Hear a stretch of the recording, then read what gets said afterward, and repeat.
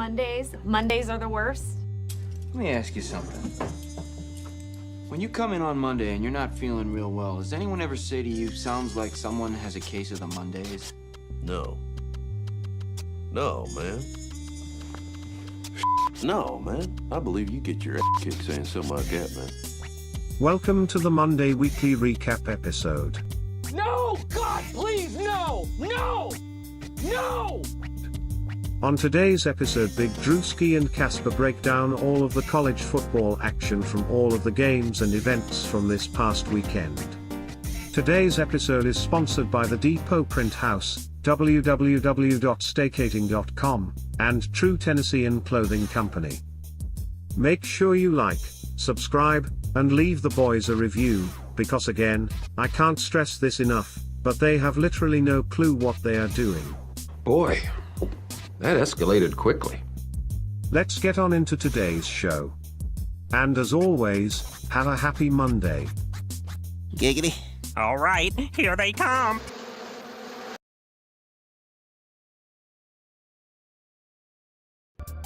Welcome, baby, to the Little Tangerine Show.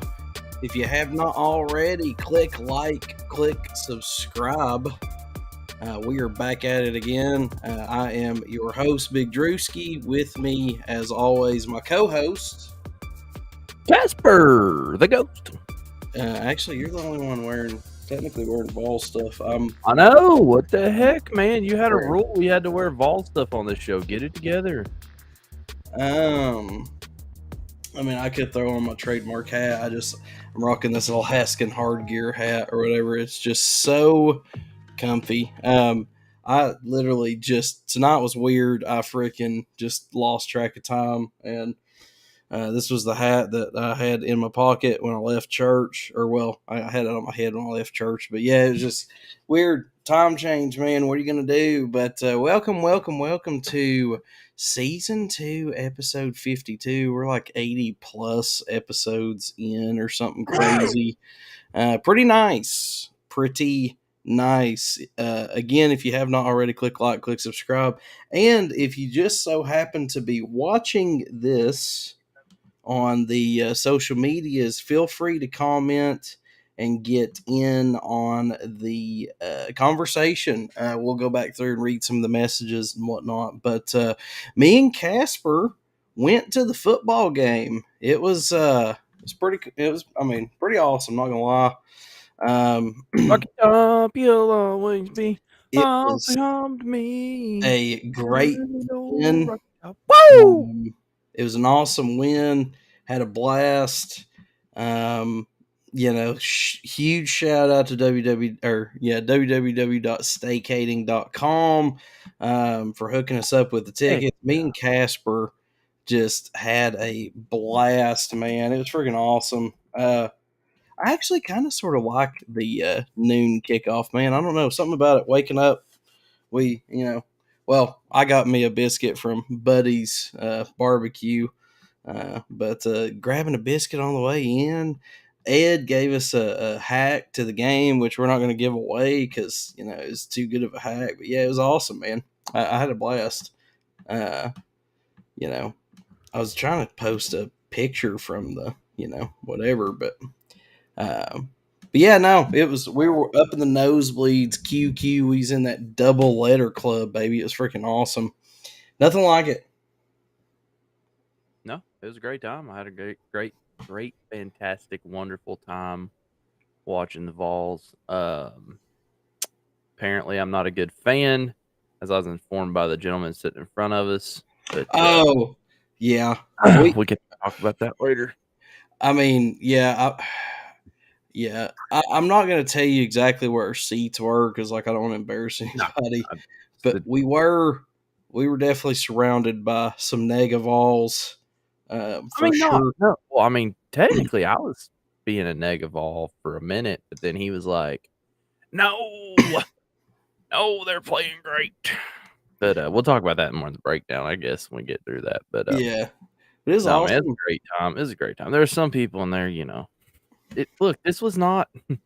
We knew when we were going to this game, it's not like we're playing Alabama or Georgia or any SEC team. No. It wasn't going to be crazy. Some people, I guess, didn't know that. So No, I mean, like you said, man, it was, UT versus UConn, which I mean, if you were, under a rock, uh, maybe you didn't see the score of that game, but 59-3.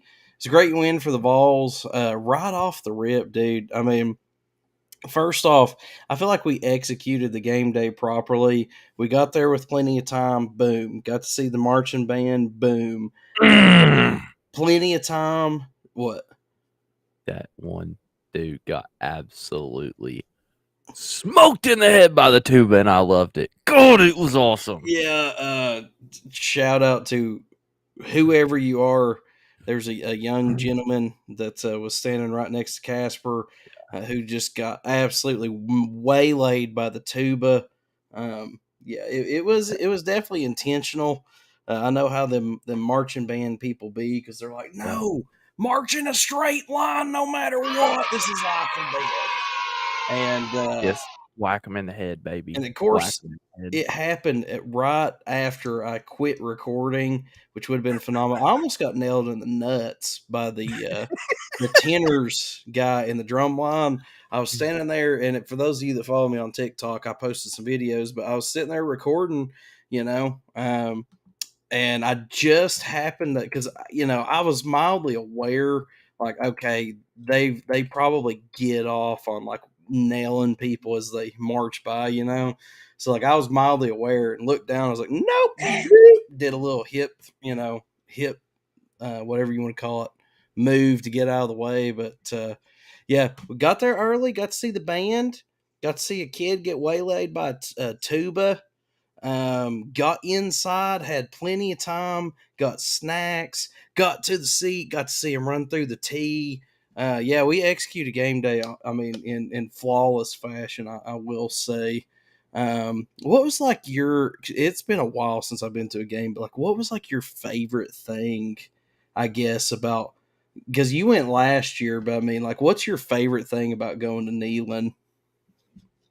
Man, just the orange, dude. Like, obviously being a transplant, I've been a fan for what 5 or 10 years now. But Something like that. dude, I know that sounds dumb, but like that's the thing that I love about that stadium the most is just like everybody wears orange, and it's usually just a hideous color, and you look at people like, why would you wear that? But when you go to Neyland Stadium, it's the most appropriate thing on earth, and that Yeah. is legitimately my favorite part about going there. There's something majestic about it. For me, one of the most underrated things about it, I think, is when you're wrapping around the edge of the stadium and you're looking out across the river and everything. Like, Yeah, I think I even made the comment to you yeah, that I you was did. like, man, this is why people say it's such a beautiful stadium. It's just, I mean, there's nothing like it. But Yeah. yeah, no, I don't know. I mean, just something about it, man. Everybody too was like, I don't know, maybe it's because of noon. It was UConn, but it was a real laid back like atmosphere for that game. Like Yeah. everybody was just there to have a good time, really. Nobody was drunk yet, and that helps with that. But yeah, man, the other thing you're reminded every time you go there is that place is just old, man, and like it's tighter, it's steeper. There's no way they would legally let them make those bleachers that steep these days without some kind of rail.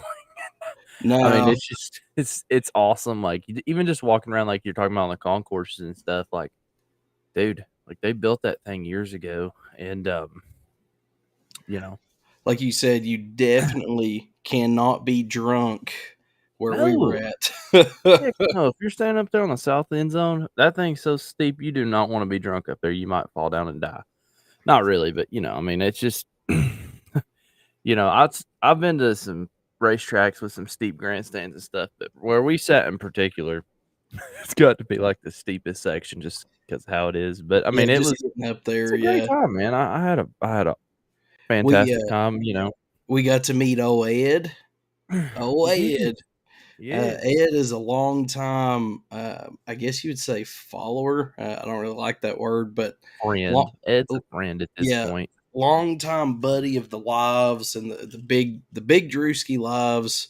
Back when I was doing them solo, me and Ed's burned it down several times, just play. I've been on there playing NCAA football 14 and stuff, and doing the lives and whatever. But known Ed for a while, he's always been a pretty cool dude. But I put out on there, hey, we're going to the game. If y'all see us, high five us or whatever, say howdy. And just happened to, he shot me a message, is like, hey man, about where you gonna be, whatever. And so just we kind of set it up there. But yeah, no, it was awesome, man. Got to bump into Ed. I was disappointed. He offered to buy me and Casper a beer. Literally, I woke up with a headache and had to take some medicine, so I had to bypass that. Was kind of I was kind of disappointed in that. But I told him, I was like, hey, we'll have to do rain check or whatever. But we're gonna send Ed a little is it lame to say care package? I don't know, swag bag maybe. Is that cooler? Swag pack. You need to get me that information, by the way. I need to get that done. I did get it. I'm not going to tell you on here, but yeah, no, we're right here on the podcast. That way, everybody can send Ed something. All right, so Ed's address. No, I'm just kidding. Let's all send him Christmas tree cakes and everything, which I did. My wife was like, "Why did you get 4 boxes of Christmas tree cakes?" And I was like, "Listen, yeah." This is a hot commodity. I was like, I am good through the holidays, because it's weird. It's like everybody's like, oh my God, it's too early for Christmas. And then all of a sudden you look up and they're gone. And then you're like, oh, dang it, man. So I might be part of the reason why they sell out. I don't know. But listen, we're going to have a, you know what the word of the month is this week, right? Intervention? Yeah. And I got a feeling there's one of those coming up pretty early on Monday morning. Yeah, we haven't kept tabs on falling in. we haven't kept tabs on T50 or our put that down. Our dude, you get part-time the white ones, not even the chocolate ones. You know my feelings on chocolate flavored sweets. All right. Let me take a hard stance right here. Unless it's wrapped in peanut butter, I'm Shut not your for mouth and listen. Christmas tree cakes. The white ones are trash. Absolute garbage. Throw them away. Now, the chocolate ones are great. And here's what's weird about Christmas tree cakes. It's literally the same cake they put out all year. It's just in a Christmas tree shape. And there's just something about hooking the corner talking about the of that fudge thing. ones? Yes. I don't even know. I don't think those are even official Christmas tree cakes. They are. Shut the hell up. Listen, I don't condone that. Here's the thing about Christmas tree cakes. This is why they're good. Reese's eggs are good because of the shape, because you get the peanut butter to chocolate ratios right. On Christmas tree cakes, I think it's the icing to cake ratio, because you have that like the little indentions. But there is nothing like hooking the corner of the top section in your mouth and just biting it off and be like, damn, who topped that Christmas tree? And Christmas tree cakes are good as long as they're chocolate. Screw that white cake crap. I cannot support this message. I don't know. I guess we're gonna have to do another poll. Listen, I know where Little Debbie is. Okay, I've been there. They said chocolate's better. Moving on. What else? So we got to meet Ed. That was awesome. Yep. We you got a free beer from Ed. That was awesome. Do we want to just go ahead and break down our game day experience in the Vols, or do we want to hit the some of the headlines and stuff first? No, I mean, I think we should go through the headlines and we'll do our actual game breakdown in its traditional location. So Florida lost to Arkansas. So there's 3 things that have to happen. And again, we're not saying the Vols are going to make the SEC championship. All we're saying is statistically it's possible 3 things have to happen. Florida has to lose 1 more game, which they did. They just lost to Arkansas. Now, I guess technically it's 4 things. The Vols have to win out. Florida had to lose 1 more. Georgia has to lose 2, and we have to beat Missouri. Now, Mizzou did end up losing to Georgia. Georgia, if they lose to Ole Miss next week, and then they lose to the Vols next week, or the week after that, then statistically, the Vols could still make it to the SEC championship. One thing that I will say, Casper, you're gonna love this, by the way. So, two things. I did the live Saturday, and there was two things that happened that I chuckled at, and I told you this was going to happen when I brought you on. Okay, numero uno, people hopped on and were shocked that Arkansas beat Florida. Okay, we tried to tell them Arkansas is not as bad as they look. Don't just look at the record; look at the intent behind the record. So like, and I was like, y'all need to start listening to the freaking podcast. I mean, seriously, listen to the podcast more, because we told you Arkansas is not that bad. The second thing was everybody hopped on and wanted me to be shocked that Mizzou is good coming into that Georgia game. They played them competitive and all that. I'm like, I mean, dude, I've been saying all year they're sneaky good, specifically on defense, but they're sneaky good. Like, it's another one of those things that like people wanted me to be shocked at, and I'm like, dude, like where have you been? Like, seriously, where have you been? We've been talking about this all year. Sorry, guys. I know I've got a residual cough from where I was sick. Casper, I mean, you guys can't see him. He's just over here smoking the devil's lettuce. No, I'm just kidding. Yeah, it's delicious. But no, I've got like a residual. Do what? I said drug test on Monday. Yeah. Hey, that'd be a good excuse for, someone else to finish your job and then you go pee in a cup. That's what I'm saying, man. I'll pass.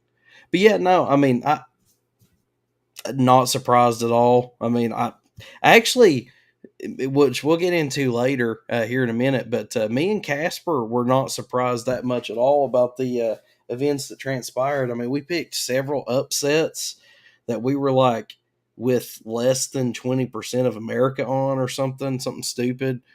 We picked several upsets. A lot of crazy things happened, over this last weekend or whatever. But no, it wasn't that surprising. I mean, I don't know if I don't think we got to catch most of that game because I think we were like on the bus coming Georgia back. game? Well, the Florida and Arkansas game, I think. Oh no, dude! I didn't even know. I got home and the neighbor came out taking the dogs out. He's a Florida fan. I was like, "How's it going, man?" He's like, "Not too good. We just lost to Arkansas." And I was like, yeah. Thank God, though. Yeah, it's pretty bad, but we wasn't that surprised. So, numero uno, Florida lost one more. So now Georgia's got to lose two, and we got to win out. And basically, just to kind of sum this up, and I know we're going to go to their standings here in a minute, and I'll definitely talk about the West when we get to it, but like, basically, essentially what has to happen at this point for Tennessee, the road is Ole Miss has to beat Georgia next week, period.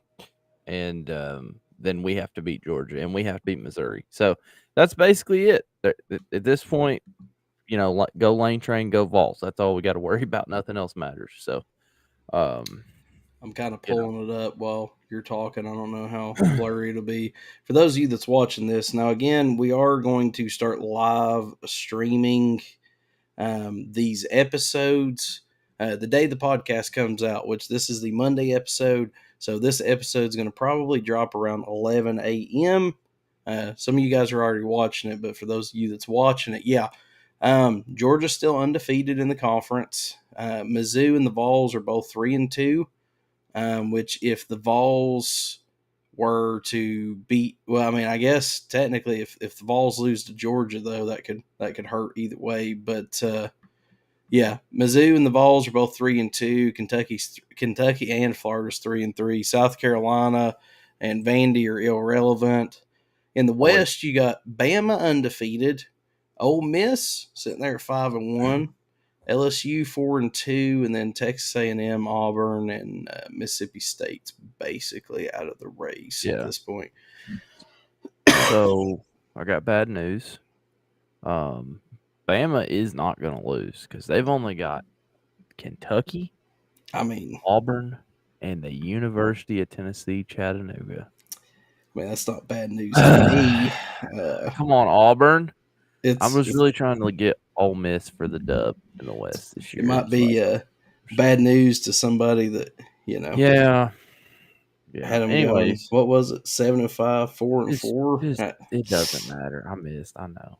Also, if you look, I have Tennessee and South Carolina. So, and I have Missouri at 4 and Dude, we 4. both had. Yeah, we both had. Um, Everybody had South Carolina doing better, but yeah, yeah, but no, it's. I mean, Saban's on the freaking war path. yeah, I mean, yeah. I mean, if I was a bet man and I had a bunch of money in my FanDuel account, I would definitely look at Alabama futures right now because I they're probably going to get in. So we'll talk about that on the other show. But yeah. I mean that's the big thing on them. Ole Miss, their schedule. Since we're already on this, Ole Miss schedule is a little bit tougher than Alabama's. I'm trying to pull up their remaining schedule. So I know Alabama literally. I mean, Kentucky. I mean, I guess we're gonna be pulling for Auburn pretty hard there. You Well, never know what can happen. We could always have another so kick six. Georgia has Ole Miss this upcoming week, and then they have us the following week. If they lose to Ole Miss and they lose to us, we would technically have the head-to-head for the East. Yeah. Mizzou, if we win out, that takes care of that. But Mizzou has. I'll pull up Mizzou if you want I to don't pull care. up. I already told you about that. That doesn't matter. All we have to do is beat Missouri and Georgia, and then Ole Miss has to beat Georgia for us. I'm curious about Ole Miss as far as what do they have. I know they have Georgia. They have Georgia and Mississippi State for conference games. So, rivalry game to end it. That game at Georgia will be a big one. That it's this week at 7:00 ESPN kickoff. Definitely going to want to be watching that. Thank The God. Vols next two are officially 3:30, by the way. Yeah, I was afraid of And that. Mizzou has us, Florida, and then Arkansas left. So they actually they're finishing out with SEC play. Yeah. So, But and look, they could fold like a cheap couch or not. I mean, Arkansas. Me and you both said like Arkansas they're in the SEC West, man. They got it rough to start with on that schedule, dude. Like it sucks to be Arkansas. yeah, I mean Arkansas is not that bad, man. No. So we'll But see. speaking of SEC teams, I noticed you put it in the notes. I seen it, but Texas A&M nut punch Dude. defensive line Shamar Turner. I mean, So what is the applicable punishment in your opinion? Is what this is what I wanted to ask you.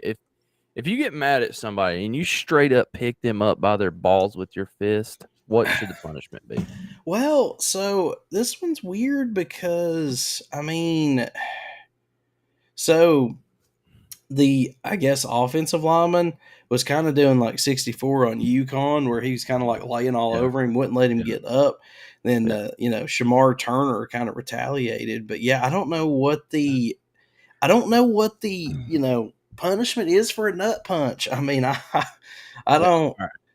I don't know how that shakes out, but to me, it was kind of like if you watch the tape, he was retaliating. So maybe you squash it. I don't know. No, it doesn't matter if it's retaliation. Look, and I told you the same thing about 64 during the game. Let's talk about him. But look, here's the thing. All right, he's out there. His goal, look, A&M. It's whatever. Like they're trying to get him in trouble, trying to get him ejected from the game. I hope he did. I didn't. I just saw the clip. I don't know if he got ejected. It I'm was pretty assuming he did. hilarious, but yeah. But I mean, dude, honestly, he should be benched for the rest of the year. That's my personal opinion. Just put him out 6 games, done with it. That or whatever's left. Community service. So, I mean, it's unacceptable. You got kids out here watching this stuff, and then you wonder why this crap happens. My favorite sport's racing, and when they started letting some of this crap go, you see it go to lower levels. Trust me. So, you got to punish them. Got to punish them. And devil's advocate, whenever racing does it, it actually makes it entertaining. I would kick him off the team. I just want that to be known. I would literally kick the guy off the team. It's unacceptable in my opinion. I am kind of curious to see what the NCAA does about if they do anything about that. Just mild. I feel like they're probably going to let it go, but I don't know. But hey, if you're watching this, comment on the video, send us an email, whatever. I would definitely be interested to see what y'all think about it. I'm sure that so he got ejected, which means he can't play at least if it was in the first half, which I think it was. That means he can't play in the first half of the next game. But I don't know, man. It's kind of wild. this last thing down here that I don't know if you've seen this or not. So after Colorado changed play callers during their game. I don't know if you know that or not. No, I Or didn't know before it. their game. They changed That was like play one of the callers. only, or that was like the second game of theirs I haven't watched. Yeah. Well, it was at 10:30 at night. I was up late watching the end of Washington State and Alabama and all that, trying to get these notes ready, and then I was like, Yeah. okay, I'm going to bed. But they did keep it close, by the way. But so they changed play callers. Apparently, the offense looked a little better, although not really from what I saw, just looking over the recap. But anyway, so after, there's been a lot of issues with their offensive line in particular, and Yeah. they're absolutely getting beat up. And I guess the one of the reporters kind of asked him, like, so who would you rather be making the play calls? Which is an ignorant question. He's just a player. He doesn't make decisions on that. Yeah. And he's like, I ain't gonna say because y'all are just trying to set me up. And he called the reporter out. So props to him for calling the reporter out for setting him up for some bullcrap headlines that they didn't need. And it just kind of goes to show. I'm afraid we're headed to a point with Colorado where at this point they're just gonna be trying to sling dirt all over them, and that angers me. Just kind of because of how their season's gone, and I don't feel Yeah. like that's very fair. So, but yeah, good props to Shadur for not biting. That's all I really had on that. No, But, I didn't see that. I mean, I know that, obviously, they've lost again. I think they've got like 2, maybe 3 games left. So, I mean, it's looking unlikely that they're going to be able to be bowl eligible. I think it's to the point now where it was so fun in the beginning. Now people, because they're so used to talking about Colorado and those headlines are so juicy and entertaining, that now they're just going to figure out any way they can to talk about Colorado, even if it's in a negative light. Yeah. It's unfortunate. Speaking of unfortunate, USC lost. I did want to play a clip real quick. I'm not going to. I'm gonna mute it. It was a clip that RG3 posted, but he's one of the oh, most ignorant people in all of football. Just for the record. his I absolutely hate watching him garbage. and his commentary. His Garbage. commentary's kind of hit or miss. There's times where I think his commentary is kind of good, but then there's other times where I'm like, dude, bro, what are you doing? But I'm going to mute this, but really all I'm trying to show is the video in the background. But yeah, USC lost yet again to Washington. It was a hard-fought game. Caleb Williams ended up climbing up into the stands, had kind of a moment with his mom there, ended up weeping and basically sobbing uncontrollably with, she put a cardboard thing over his face or piece of paper or whatever. But, it's weird because it's like, I want to feel bad for Caleb Williams, but he's also done so much extracurricular stuff that it's kind of hard to for me. I mean, painting his fingernails, to say F Utah, and all that. He's trying just to own a football team, and he hasn't even been drafted yet. I mean, He hasn't even won a game against a top 10 team this year. What is he talking about? Once ownership in a team and never won a natty. I don't know if he's ever even been in the playoffs, but yeah, I mean, the list goes on and on. But when you kind of set yourself up for stuff like that, man. When I'm not going to spend much time talking about it because it's really ignorant. But there is a Vols quote unquote influencer. I'm not going to say his name on here because I'm not going to give him any credit, but his initials are RTR. Those of you that you know what I'm talking about, which ironically enough is Roll Tide Roll, but neither here nor there. But it was a quote unquote UT fan that went on the interwebs and basically said, "Oh, when y'all play Brock Bowers, you're dumb enough to do it. We're gonna break his ankles when he comes to Knoxville. our boys are going to break his ankle. And obviously that was met with backlash because it was stupid and Should have been. ignorant. It was a stupid, ignorant, dumb thing to say that makes all of us Vols fans look ignorant and stupid. But it was met with backlash, and then now his TikTok is muted, and he has disappeared into the abyss.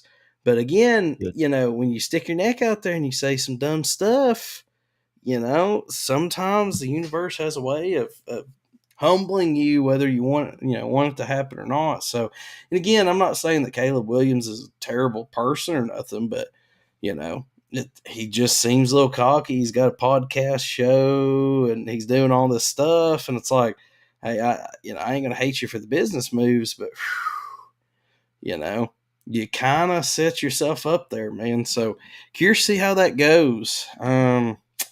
Any other general college football news? Yeah, kind of on this show, I just want to talk about USC officially fell out of the top 25 rankings. Obviously, you guys want to hear the top 25 show, listen to that. But USC fell out of the rankings after this loss to Washington, which to me, like, okay, so you lost to number 5 teams, number 24 fell out, kind of interesting. There are exactly like 6 or 7 9-0 teams remaining now, including James Madison and Liberty. So, kind of interesting for those of you that seen that. But other than that, no, I don't have anything else to say. Sorry, I muted my computer. I'm trying to fire my Mac up, but it's got that dong sound when you away. Mac desktops and iPad No, tablets, whatever, are great. But you don't even use an iPhone, and here you are trying to say that Macs are better. no, I've said for forever. Okay, when it comes to computers, yeah, I love Mac. When it comes to phones, no, they're terrible. Sassy today. Which, speaking of phones, I do want to throw this out there. Ed wanted us to mention on the show, Tennessee Vols fans, figure out technology and how to get into the game and scan tickets. I was a little nervous because it was funny. He's like, yeah, nobody knows how to scan their tickets. It always holds everything up. And I was like, I don't know. We might be one of them. But I downloaded it to my Google wallet and it, held it up, scanned it, and it worked like a dream. I was like, look at us, in the 21st century. But Tennessee Vols fans, figure out how to do your tickets before you get there. Don't stand there and jam everything up. That's from Ed. But so we're going to take a break. I was going to queue up my cool little music or whatever for the break, but for some reason my Mac is wanting to not hook up to the internet anymore. But we're going to take a break. Don't go nowhere. We will be right back, baby.